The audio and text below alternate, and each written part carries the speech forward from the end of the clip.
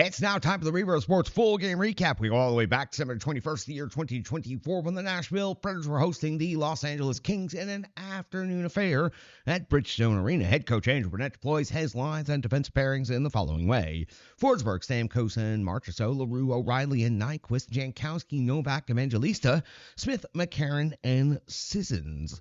Luzon and Yossi, Shea and Blankenberg, Wilsby, and Shen are your defensive pairings. Welcome back to the lineup, the captain, Roman Yossi.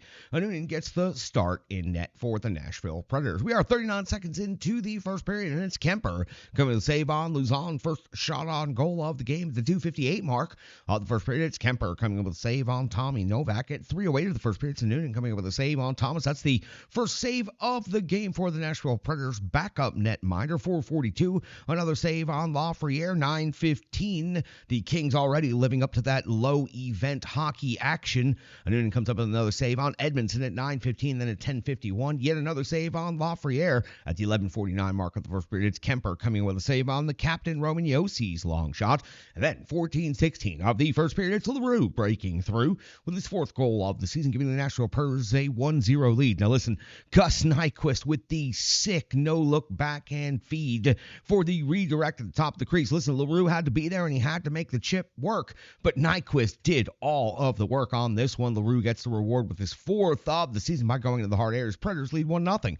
14:27 now with the first period. It's Noonan with a save on Gavrikov at 18:02 of the first. It's Noonan coming with a save on Kempe's partial breakaway. The patience not to get out of position to hold the line right here, impressive by the Predators netminder. From the 18:11 mark to the 18:36 mark of the first period, Noonan comes up with three saves under heavy pressure during a long, sustained Kings attack right here, possibly his best sequence of the entire game. We hit the end of the first period with the LA Kings out shooting the Nashville Predators 11-5, but the Preds do have a 1-0 lead.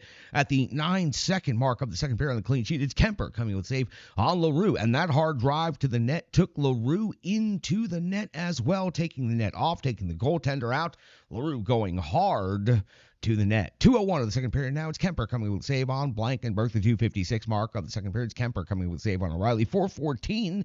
Kemper a save on Phil Forsberg. Shots on goal. Nashville 6-0 at the first TV timeout of the second period, or more shots in the first few minutes of the second period than they had in the entirety of the first period. 6:57 now of the second period. Kemper comes up with 7. Luke Evangelista plus his follow-up at the 8-minute mark, and Noonan comes up with a save on Anderson. That was the first shot on goal for the LA Kings in the second period.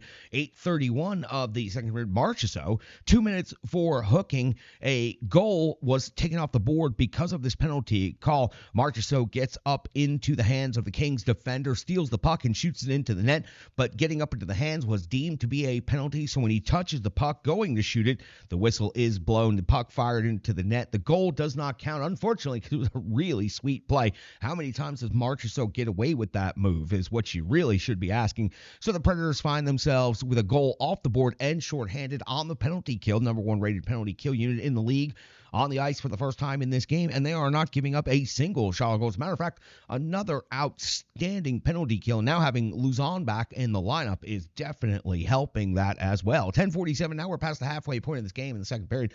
LaRue crushes Turcotte in the corner, turns him inside out with a full 360 along the wall. 14:08 of the second period. It's Marchessault involved again, this time with his 10th goal of the season. Yossi turns the D inside out on this play and feeds to the back post where Marchessault is crashing hard to the dangerous areas, and he's picking up his team-leading 10th goal of the season, giving the Nashville Predators a 2-0 lead in this game. The 14:45 mark of the second period, Noonan comes up with a save on Edmondson. 17:48, and Noonan comes up with a save on Gavrikov. 19:22, one more save on Kevin Fiala, and the Kings mount some heavy pressure at the end of the second period, bringing their total shots on goal for the game to 15 after only getting 4 total, most of them coming there at the last minutes of the period. The Nashville Predators also have 15 shots on goal, getting 10 in the second period. We go to the third period on the clean sheet. It takes until 2:36 of the period when Kemper comes up with a save on Sissons. The big rebound was available, but no Predator available to get to that rebound.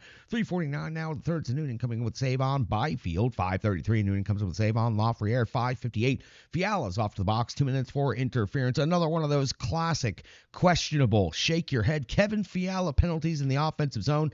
It's one of the reasons he's not a Nashville Predator anymore. Kemper comes up with a save on Phil Forsberg. Then Kemper dials in, comes up with another save on Phil Forsberg, and then has to come up with another big save on Gus Nyquist before the end of that power play. Back to 5-on-5 hockey. The Kings finding some surge after that PK. 9:24 now in the third. It's Byfield with his 6th goal of the season. He kicks the puck to his blade and rips it at the end of a long, sustained pressure shift right there. The LA Kings are on the board. The Predators still lead 2-1. We go to the backside of the sheet, and we find the action continues at 9:44 of the third period. It's Mavrer off to the box. 2 minutes for hooking on Gus Nyquist. Kemper comes up with a save on LaRue. It's a dump in, so there's not much on it. It's the end of the power play, so the Predators unable to get much done right there. Back to 5-on-5 hockey. The Kings find that penalty kill motivating yet again. 13:23 of the third period. Lafreniere with his 13th goal. The season a rebound put back. The Kings had another dominant shift in this one, and Lafreniere is able to get to that puck before any of the Nashville Predators. We have another tie game at Bridgestone Arena in the third period. The Predators give back a 2-goal lead here in the third. 16:25 now. Kemper comes with a save on Luke Evangelista. 19:10. Kemper comes with a save on Phil Forsberg, plus the follow-up by Brady Shea. That would take us to the end of regulation, each team securing a point. Now, we hit the 3-on-3 overtime, as the Predators have done many times this season, and it is the anticipated, expected, definitely counted on Nick Blankenberg coming up with the game-winning goal at the 103 mark of the overtime session. He pulls the rebound from behind the net from below the goal line, tucks it home before the Kings can react to it. Blankenberg's first goal as a Nashville Predator gives the Nashville Predators an overtime victory, 3-2 at Bridgestone Arena in overtime, allowing the Predators now to pick up 2 critical points on this homestand. The Preds do outshoot the LA Kings 26-24. Now listen, you can choose to talk about the good and the bad, and we'll do both of those in the analysis portion of things, but the good is the Predators, although they gave back a 2-goal lead in the third period, did find a way to win this one in overtime and secure both of those points on home ice, now picking up 5 out of 6 points on the 3 games they played on this homestand with 1 game left to go. We've got so much more to talk about from this game. Analysis, box score, and more. The good, the bad, the ugly, all of it. It's coming up next right here on the Renegades of Puck podcast.